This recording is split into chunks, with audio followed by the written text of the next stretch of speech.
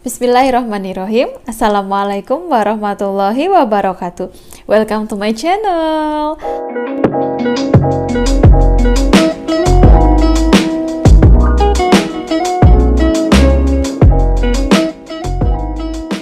Halo teman-teman semua, apa kabar? Semoga semua teman-teman selalu dalam keadaan sehat walafiat. Nah, ketemu lagi sama aku Dewi Apriliani. Di video aku kali ini, aku ingin berbagi pengalaman aku ya teman-teman, pengalaman tips dan trik saat pengerjaan tes SKD. Seperti apa tips dan triknya? Simak terus video selengkapnya. Nah teman-teman, tips dan trik yang pertama, sebelum aku lanjut ke tips dan triknya, perlu teman-teman tahu ya. Jadi gini ya teman-teman, mungkin teman-teman udah pada tahu semuanya dan teman-teman harus wajib tahu. Tahun ini beda dengan tahun kemarin. Tetap dalam waktu 100 menit, teman-teman itu harus menyelesaikan 110 soal. So, jangan panik. Karena penambahan soal ini alhamdulillah hanya di TKP. Dan TKP itu saya rasa, aku pribadi itu ngerasa TKP itu mudah. Karena TKP itu kan nggak ada dari hafalan kita ataupun dari hitungan. Jadi insya Allah mudah. Nah, tips yang pertama, teman-teman harus bagi waktu. Ini harus ya teman-teman. Dari 100 menit, targetkan 110 soal itu selesai dalam waktu 90 menit. Nah, sisa waktu 10 menit itu buat save time teman-teman semua. Karena teman-teman ini harus punya waktu untuk evaluasi. Teman-teman kan ada nih dari teman-teman pasti yang jawaban ini kok ragu ya, jawaban ini kok ragu ya. Nah, jadi save time itu yang berguna atau berfungsi supaya teman-teman itu bisa mengevaluasi jawaban-jawaban teman-teman yang ragu.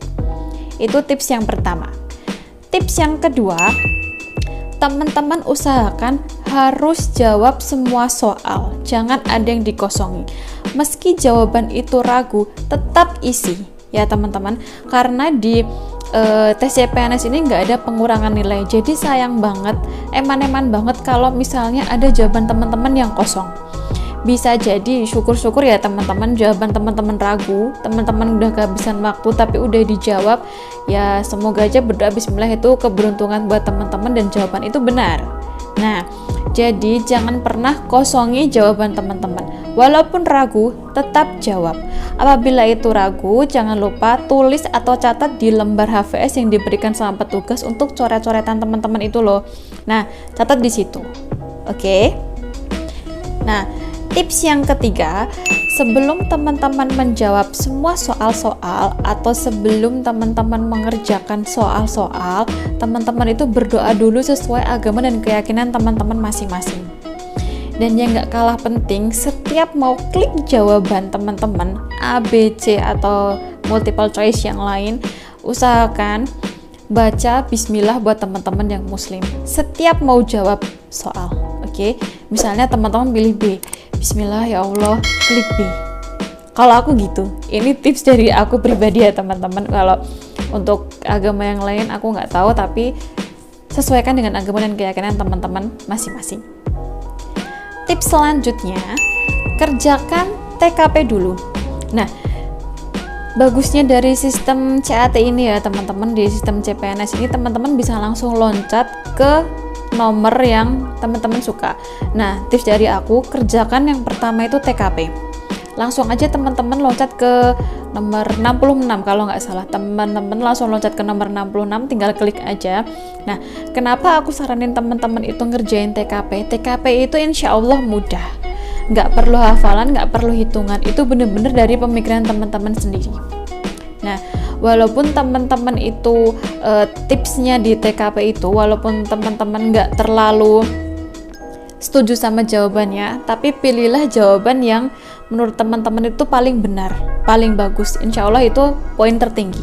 Jadi di TKP itu kan ada bukan kalau benar nilainya 5, salah nilainya 0, bukan ya teman-teman, tapi ada range-nya 1, 2, 3, 4, 5. Dan teman-teman harus berusaha untuk dapat di poin yang 5. Nah, setelah itu tips yang selanjutnya baru kerjakan di TWK ataupun TIU. Dari pengalaman aku pribadi, aku jujur langsung habis dari TKP, aku langsung pindah ke TWK, langsung lompat nomor 1. Kenapa? Karena insya Allah TWK itu juga cepat dalam pengerjaannya ya teman-teman, karena hanya mengulas kembali apa yang udah kita pelajari. Jadi nggak terlalu butuh hitungan ataupun nalar yang terlalu lama. Beda kalau sama TIU. Jadi setelah TKP, aku langsung ke TWK. Tapi terserah teman-teman juga, fleksibel aja. Teman-teman maunya TWK dulu ataupun TIU dulu, itu monggo teman-teman, terserah yang mana. Tapi kalau dari aku pribadi, urutannya adalah TKP, TWK, dan baru TIU. Oke, setelah teman-teman ngerjain TWK, teman-teman kerjakan di TIU. Kalau bisa, usahakan teman-teman itu cepat aja dalam ngerjainnya. Tips yang selanjutnya, usahakan teman-teman itu baca soal cuman sekali. Ya, 100 menit teman-teman udah save time 10 menit dan teman-teman itu membuang-buang waktu dengan membaca-baca soal. Sekali, 2 kali, 3 kali itu bener-bener jangan. Aku saranin tuh bener-bener jangan karena itu membuang-buang waktu. Jadi tipsnya adalah misalkan ada soal cerita atau di bahasa Indonesia atau di apapun itu ataupun di EU soal cerita yang panjang, tipsnya adalah teman-teman langsung lompat baca soalnya. Baru deh teman-teman cari keyword dari soalnya di soal cerita di atasnya gitu ya. Jadi jangan ulang-ulang membaca soal. Usahakan bener-bener fokus, teman-teman tuh bener-bener fokus, teliti, tepat dan cepat. Itu harus ya teman-teman, jadi harus fokus. Oke.